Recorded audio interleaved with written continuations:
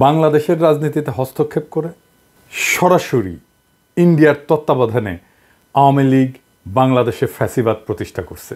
সেটা শেখ মুজিবের আমলে যেমন হয়েছিল, ঠিক শেখ হাসিনার আমলেও বহুগুণে তার পুনরাবৃত্তি ঘটছে। খুনি হাসিনার আমলে এটা দীর্ঘস্থায়ী হয়েছে, আরও বিভৎস এবং ভয়ঙ্কর রূপ নিছে, এবং তাকে বিদায় করতে বাংলাদেশের তরুণ প্রজন্মকে গণহত্যার মুখোমুখি দাঁড়ানোর বিভীষিকা অতিক্রম করতে হয়েছে। বর্ষা বিপ্লবে অর্জিত আমাদের দ্বিতীয় স্বাধীনতার মূল আকাঙ্ক্ষাই হইল একটা নতুন রাজনৈতিক বন্দোবস্ত তৈরি এবং সেটা বাস্তবায়ন করা। নতুন বন্দোবস্তটা আসলে কি? নতুন বন্দোবস্ত হইতেছে রাজনীতিতে ইন্ডিয়ার অধীনতা এবং হস্তক্ষেপ মুক্ত স্বাধীন গণতান্ত্রিক এবং সার্বভৌম বাংলাদেশের বিনির্মাণ সাধন। এটাই হইতেছে এই বন্দোবস্তের মর্মবস্তু। কিন্তু ইন্ডিয়া এটা কোনোভাবেই হইতে দিতে চাইতেছে না, তারা কোনোদিনই তা চাইবে না। বাংলাদেশে ইন্ডিয়ার বান্দা এবং স্থায়ী এজেন্ট আওয়ামী লীগ এখন পালায় বেড়াচ্ছে। তাই ইন্ডিয়া তার এজেন্ডা বাস্তবায়নের জন্য বেছে নিছে জেনারেল ওয়াকার এবং তার সহযোগী একদল দুর্বৃত্ত জেনারেলকে, যাদের অনেকেই বিগত 15 বছর হাসিনার ফ্যাসিবাদী শাসন বহাল রাখতে আগ্রাসী এবং খুবই নিষ্ঠুর ভূমিকা পালন করছে। এদের অনেকেই জুলাই আগস্টে ছাত্র জনতার অভ্যুত্থান স্তব্ধ করে দিতে হাসিনার হইয়া গুম, খুন এবং জনগণের উপরে নিপীড়নের নেতৃত্ব দিছে। নতুন রাজনৈতিক বন্দোবস্ত হচ্ছে ফ্যাসিবাদ উত্তর বাংলাদেশ গঠনে জাতীয় ঐক্য সৃষ্টি করা। বাংলাদেশে ফ্যাসিবাদ মোকাবেলার মূল বৈশিষ্ট্য হচ্ছে ইন্ডিয়ান আধিপত্য এবং হস্তক্ষেপের বিরুদ্ধে ইস্পাত কঠিন প্রতিরোধ গড়ে তোলা। বাংলাদেশে ইন্ডিয়ার হস্তক্ষেপ রুখে দিতে না পারলে আওয়ামী লীগের শূন্যস্থান পূরণ করবে অন্য কোনো নতুন এজেন্ট। আমাদের স্বাধীনতা বিসর্জন দিয়ে তারাও প্রভুদের স্বার্থ রক্ষা করবে। রাজনীতিতে আওয়ামী লীগের পুনর্বাসন মানেই হইতেছে চোরা পথে তার ঢুকে পড়ার একটা সুযোগ বা উপায় মাত্র। এর মূল লক্ষ্য 2024 সালে আমরা রক্ত দিয়ে যে স্বাধীনতা পুনরুদ্ধার করছি, আমাদের সেই স্বাধীনতা আবারও হরণ করা। বাংলাদেশের রাজনীতিতে ইন্ডিয়ার বশ্যতা এবং স্বার্থ রক্ষায় অনুগত পুরনো রাজনৈতিক আতাত এবং শক্তির অবস্থান বজায় রাখা, এটাই হচ্ছে গণ অভ্যুত্থানের চেতনার সাথে সবচেয়ে বড় বিশ্বাসঘাতকতা। কে রাজনীতি করবে, কে নির্বাচন করবে, বাংলাদেশের ভবিষ্যৎ রাজনৈতিক সমীকরণ কেমন হবে, তার নির্ধারণের দায়িত্ব এবং কর্তব্য জেনারেল ওয়াকারের না। সেটি ঠিক করবে বাংলাদেশের জনগণ। তাহলে সেনা প্রধান হয়েও কেন রাজনীতি নিয়ন্ত্রণের চেষ্টা করতেছেন তিনি? প্রকাশ্যেই ওয়াকার একটা ঘৃণিত রাজনীতির পক্ষ নিচ্ছে। খুনি এবং গণহত্যাকারী আওয়ামী লীগের পক্ষে ওকালতি করতেছেন। তাদেরকে রাজনীতিতে পুনর্বাসনের জন্য বিভিন্ন রাজনৈতিক দল এবং ব্যক্তির উপরে চাপ প্রয়োগ করতেছেন। প্রকাশ্যে বাংলাদেশের মানুষকে হুমকি দিচ্ছেন। তার এই উদ্ধত আচরণের উৎস কোথায়? তা যে দিল্লির ইচ্ছা বাস্তবায়নের জন্য ঘটতেছে সেটা দিবালোকের মতো স্পষ্ট হয়ে ফুটে উঠছে। জেনারেল ওয়াকার কতটা বেপরোয়া তার একটা বড় উদাহরণ হচ্ছে আয়না ঘরের প্রমাণ নষ্ট করে তিনি ক্ষান্ত হচ্ছেন না। গুমের ঘটনা অনুসন্ধান, সত্য উদ্ঘাটন এবং জবাবদিহিতা নিশ্চিত করার জন্য সরকার গঠিত গুম কমিশনের কাজে বারংবার বাধা দিচ্ছেন। এই গুম খুনের সাথে জড়িত জেনারেলদেরকে বেনামি ভুয়া পাসপোর্ট বানায় দিয়া তাদেরকে দেশ ছেড়ে যেতে সাহায্য করছেন। গুম খুনের সাথে জড়িত অপরাধীদেরকে আশ্রয় দিয়ে তিনি কিভাবে বাংলাদেশের সেনাবাহিনীর মর্যাদা এবং পেশাদারিত্ব রক্ষা করছেন? তার এই দ্বিচারিতা, ভনিতা এবং জনগণের সাথে প্রতারণার বিরুদ্ধে আমাদের সজাগ দৃষ্টি রাখতে হবে। গণতন্ত্র প্রতিষ্ঠা এবং আইনের শাসন কায়েমের জন্য এখন যে সংগ্রাম আমরা করতেছি তার প্রতিপক্ষ হচ্ছে জেনারেল ওয়াকার সহ তার দুষ্কর্মের সাঙ্গপাঙ্গ অল্প কিছু শীর্ষ সেনা অফিসার। আমরা বিশ্বাস করি তরুণ আর্মি অফিসার এবং সৈনিকেরা এই সকল ইন্ডিয়ান সর্দের বিষয়ে সচেতন আছেন এবং চিহ্নিত অসৎ জেনারেলদের এমন দেশদ্রোহী গ্রুপের দুরভিসন্ধির বিরুদ্ধে তারা রুখে দাঁড়াবেন ইনশাল্লাহ। গুম কমিশন বন্ধে জেনারেল ওয়াকার কি কি অপচেষ্টা করছেন আসেন সেটা দেখি। জেনারেল ওয়াকার চায়নি গুম কমিশন তার কার্যক্রম অব্যাহত রাখুক।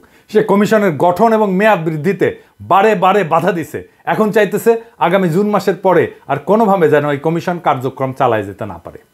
বাংলাদেশে যতজন নাগরিক গুমের শিকার হয়েছে তার প্রত্যেকটি ঘটনার তদন্ত এবং সত্য উদ্ঘাটন হওয়া জরুরি। গুমের শিকার প্রত্যেক ব্যক্তির সন্ধান, তাদের ফেরে আনা অথবা আদতে তাদের ভাগ্যে কি ঘটছে চূড়ান্তভাবে সেই সত্য না জানা পর্যন্ত এই কমিশনের কার্যক্রম নিরবিচ্ছিন্নভাবে অব্যাহত রাখতে হবে। গুমের শিকার প্রত্যেকটি ব্যক্তির পরিবার চরম অনিশ্চয়তার মধ্যে জীবনযাপন করে। তাদের প্রিয়জনদের ভাগ্যে কি ঘটছে যতক্ষণ পর্যন্ত সেটা না জানা যায় ততক্ষণ পর্যন্ত সেই পরিবারগুলো তাদের সম্পদ বন্টন এবং হস্তান্তর, ব্যাংক এবং আর্থিক লেনদেনের কোনো কার্যক্রম সম্পন্ন করতে পারে না। পরিবারগুলোর জন্য এ এক চরম দুর্ভোগ। এই রকম বিভীষিকাময় অবস্থা থেকে নিস্তার পেতে হলে তাদের জীবনকে স্বাভাবিক অবস্থায় ফিরে আনতে পারবে একমাত্র গুম কমিশনের ধারাবাহিক কার্যক্রম। এর সাথে বিচার পাওয়ার অধিকার এবং অপরাধীদের শাস্তি নিশ্চিত করতে এই কমিশনকে নিষ্ঠার সাথে লম্বা সময় ধরে কাজ করে যেতে হবে। কাদের স্বার্থে জেনারেল ওয়াকার সেটা চাইতেছে না এবং তাতে বাধা দিচ্ছেন? কোন সত্য আড়াল করতে এত মরিয়া অপচেষ্টা তার? জুলাই গণহত্যা নিয়ে জাতিসংঘের তদন্ত প্রতিবেদনে এটা দিনের আলোর মতো স্পষ্ট যে বিভিন্ন ক্ষেত্রে মানবাধিকার লঙ্ঘন এবং খুনি হাসিনার হুকুমে হত্যাকাণ্ড পরিচালনায় সহযোগীর ভূমিকায় অবতীর্ণ হয়েছিল জেনারেল ওয়াকার। এখানে তিনি তার নিজের দায় দায়িত্ব এড়াতে পারবেন না। জাতিসংঘের তদন্ত প্রতিবেদনের নিরাপত্তা বাহিনীগুলোর সংস্কারের জন্য যে সুনির্দিষ্ট সুপারিশ দিছে তা বাস্তবায়নের জন্য আমাদেরকে জানতে হবে জুলাই আগস্ট মাসে আন্দোলন দমনে সেনাবাহিনী কতটা ব্যবহৃত হয়েছিল, কমান্ড কিভাবে পরিচালিত হয়েছে তা জানা জরুরি। শীর্ষ কমান্ড থেকে কি কি নির্দেশ দেওয়া হয়েছিল, নির্দেশ কিভাবে পালিত হয়েছে, কোথায় কেন কত গুলি ছোড়া হয়েছে, তাতে কতজন হতাহত হয়েছে, কে কোথায় অতিরিক্ত বল প্রয়োগ করে নিজের দেশের নাগরিকদের বুকে গুলি চালাইছে, এর সকল কিছু পুঙ্খানুপুঙ্খভাবে জানা দরকার। সেনাবাহিনীর মধ্যে শৃঙ্খলা, পেশাদারিত্ব, জবাবদিহিতা ফিরায় আনতে হলে আমাদেরকে অবশ্যই সত্য জানতে হবে। রুলস অফ কন্ডাক্ট কিভাবে পরিচালিত হয়েছে তা সাব্যস্ত করার জন্য একটা জাতীয় তদন্ত কমিশন গঠন করতে হবে। তাহলে জেনারেল ওয়াকার এবং তার চারপাশের ভিড় করা সকল দুর্বৃত্ত চিহ্নিত হবে। এভাবেই কেবল ফ্যাসিস্ট হাসিনার সহযোগী খুনি অফিসারদের সমস্ত আস্ফালন বন্ধ করা যাবে। এবার আসেন আলাপ করি সেনাপ্রধানের সুশীল আওয়ামী লীগ গঠনের স্বপ্ন নিয়ে। আইএসপিআর এর সূত্রে উল্লেখ করে নেত্র নিউজ দাবি করছে সেনাপ্রধান জেনারেল ওয়াকার হাসনাত সার্জিসদের বলছেন আওয়ামী লীগের যে সমস্ত নেতারা ফৌজদারি মামলায় জড়িত না এবং যাদের ক্লিন ইমেজ আছে তাদের সমন্বয়ে গঠিত নতুন আওয়ামী লীগ আসন্ন জাতীয় সংসদ নির্বাচনে অংশ নিলে সেটা প্রতিদ্বন্দ্বিতামূলক, ফলপ্রসূ এবং আন্তর্জাতিক মহলে গ্রহণযোগ্য হবে। শত্রু দেশের স্বার্থের পক্ষ অবলম্বনকারী চিহ্নিত, বিতর্কিত এবং নিন্দিত এই জেনারেল 2014, 2018, 2024 সংসদ নির্বাচনের ঘৃণিত ভোটচোর, ডাকাত এবং জালিয়াত সাবের হোসেন চৌধুরী এবং শিরিন শারমিনকে পরিচালিত বা মার্জিত আওয়ামী লীগ নেতা বলে মনে করেন।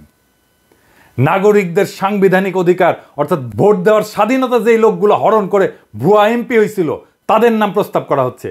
এই অপরাধীদের যখন বিচারের মুখোমুখি দাঁড় করানোর জন্য জেলে পুরে রাখার কথা তখন তারা মুক্ত বাতাসে ঘুরে বেড়াচ্ছে এবং দেশবিরোধী নানান অশুভ তৎপরতা চালাচ্ছে। আর জেনারেল ওয়াকার এই সমস্ত পচা মালদের নিয়ে নতুন করে আওয়ামী লীগ সাজানোর প্রস্তাব নিয়ে সেনা সদর এবং সেনা ভবনে বসে গণ অভ্যুত্থানে অংশগ্রহণকারী বিভিন্ন রাজনৈতিক দল, গ্রুপ, ব্যক্তির সাথে প্রতিনিয়ত আলোচনা করে ব্যস্ত দিন কাটাচ্ছেন। কোথাও ধমক, কাউকে চাপাচাপি, কখনো উপহার, উপঢৌকন বা ঘুষ বিলাচ্ছেন। তার নিয়ন্ত্রণে যে বেহিসাবি টাকার অগণিত বস্তা রয়েছে তা প্রকাশ্যে শোনা গেছে শহীদ গোলাম আজমের গুম হওয়া অভাগা পুত্র ব্রিগেডিয়ার আমান আজমির মুখে। জেনারেল ওয়াকার তাকে কোটি কোটি টাকা খরচ করে বাড়ি বানায় দেওয়ার প্রস্তাব দিছিলেন, যা তিনি ঘৃণা ভরে প্রত্যাখ্যান করে বলছিলেন, আমি আমার প্রতি যে অবিচার হয়েছে তার জন্য ন্যায় বিচার চাই, অর্থ করি, টাকা পয়সা, ধন দৌলত না। যেই বিএনপি নেতা অবসরপ্রাপ্ত মেজর জেনারেলকে তিনি 5ই আগস্ট সকালে সেনাভবনে ডেকে নিয়ে গেছিলেন, পরবর্তীতে তাকেও উপঢৌকনের কথা বলছেন।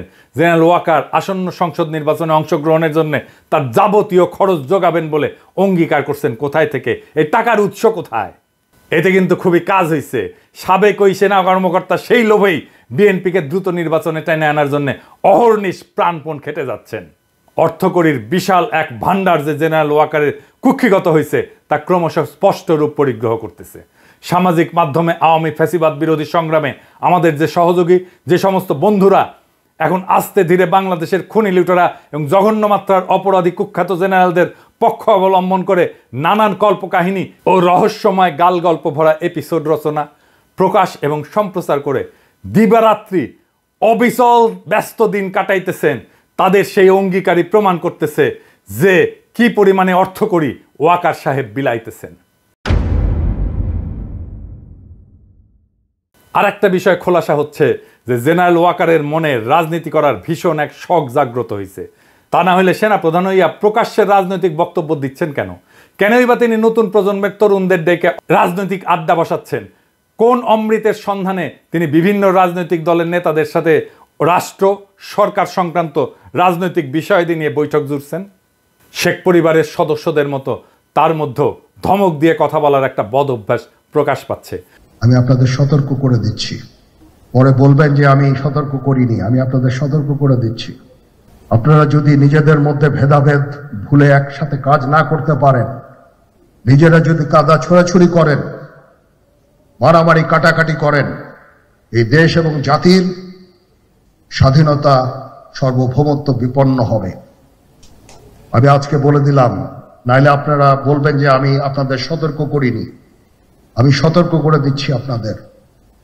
গত 25শে ফেব্রুয়ারি শোকাতুর পরিবেশে রাওয়া ক্লাবে শহীদ সেনা কর্মকর্তাদের পরিবার পরিজনদের উদ্দেশ্যে দেওয়া বক্তৃতাটা আবার একটু শুনে দেখেন। তিনি ধমক দিয়ে সকলকে সতর্ক করে বলছেন 2009 সালে বিডিআরের সংগঠিত হত্যাকাণ্ডের বিচার নতুন করে আর করা যাবে না।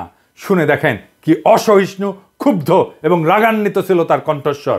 এই বর্বরতা কোনো সেনা সদস্য করেনি, সম্পূর্ণটাই তদানীন্তন বিজিবি সদস্য দ্বারা সংঘটিত। Full stop. এখানে কোনো ইফ এবং বাট নাই। কারণ তিনি ওই ধ্বংসযজ্ঞের সময় অকুস্থলে উপস্থিত ছিলেন এবং নীরব ভূমিকা পালন করছেন। নীরবতা যে সম্মতির লক্ষণ, তা কি বাংলাদেশের জনগণকে নতুন করে শেখাতে হবে? আর এই তো সেদিন 11ই মার্চ হাসনাত সার্জিসদের মতো তরুণ প্রজন্মের নেতাদেরকে তিনি ধমক দিয়ে বলছেন, you people know nothing, you lack wisdom and experience. We are in the service for at least 40 years, more than your age. Moreover, there will be no inclusive elections without Awami League. যেহেতু ইংরেজিত কইছে তাইলে তো সত্যিই কইছে, তাই না? কিন্তু ওটার অর্থ হইল তোমরা কিছুই জানো না, তোমরা বেকুব, তোমাদের জ্ঞান অভিজ্ঞতার অভাব আছে। আমি 40 বছর ধরে সেনাবাহিনীতে চাকরি করি, এর দৈর্ঘ্য তোমার বয়সের চাইতে বেশি। উপরন্তু আওয়ামী লীগ ছাড়া কোনো অন্তর্ভুক্তিমূলক নির্বাচন হবে না। এখন আমাদেরকে একটা সমস্যা এবং পাশাপাশি দৃশ্যমান আর একটা সম্ভাবনা একসাথে জোড়া দিতে হবে। সমস্যা হচ্ছে পরিশীলিত, মার্জিত বা সুশীল আওয়ামী মাল খুঁজে বের করা খুবই দুরূহ। অন্যদিকে জেনারেল ওয়াকরুজ্জামান যেহেতু সেনা অফিসারদের জন্য প্রযোজ্য চাকরিবিধি লঙ্ঘন করে রাজনীতির ব্যাপারে উৎসাহ দেখাচ্ছে, সেহেতু উদ্ভূত পরিস্থিতিতে প্রধান উপদেষ্টা ডক্টর মোহাম্মদ ইউনূসের উচিত বেয়াড়া হয়ে ওঠা এই লোককে সেনা প্রধানের পদ থেকে চাকরিচ্যুত করে পরিশীলিত আওয়ামী লীগ গড়ে তোলার লক্ষ্যে ছাইড়া দেওয়া।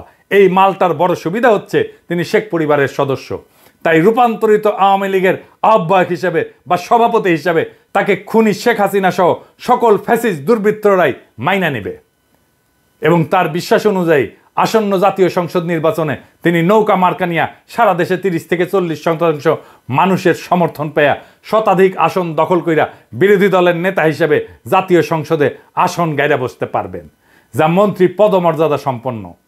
এর অবস্থান সেনা প্রধানের চাইতে অনেক উপরে। এটা তার রাজনীতি করার খায়েশও মিটবে, আওয়ামী লীগকে পুনর্বাসন করার খায়েশও মিটবে ইনশাল্লাহ। আসেন আমরা ওয়াকার সাহেবকে সেই পথেই ধাবিত করি। আপনার জন্য ওয়াকার সাহেব আগাম শুভকামনা রইল। রাজপথে আপনার সাথে মোকাবেলা হবে তখন। ইনকিলাব জিন্দাবাদ।